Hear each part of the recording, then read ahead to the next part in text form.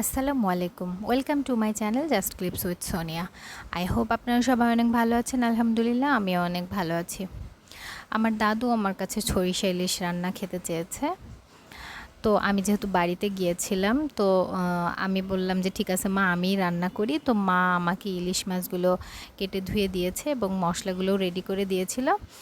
তো আমি এখানে মাছটা বসিয়ে দিয়েছি। এর সাথে আমি হলুদ গুঁড়া, মরিচের গুঁড়া, পেঁয়াজ বাটা, সরিষা বাটা আর সামান্য জিরা বাটা দিয়েছি।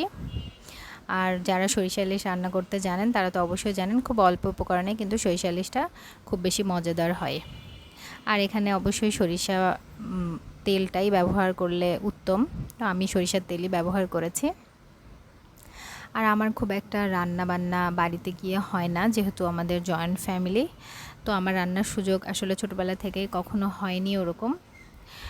তো আমার রান্নাও আসলে আমার দাদু খুব একটা খায়নি, শুধু পায়েসই তাকে আমি রান্না করে খাইয়েছি।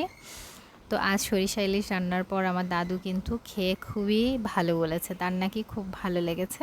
তো আলহামদুলিল্লাহ, এটা শুনেও কিন্তু আমার খুবই ভালো লেগেছে।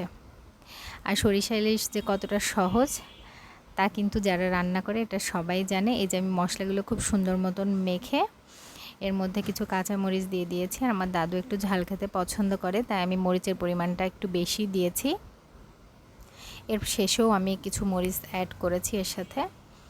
আর এই যে পরিমাণ মতো পানি দিয়ে আমি একটা ঢাকনা দিয়ে ঢেকে দিয়েছিলাম।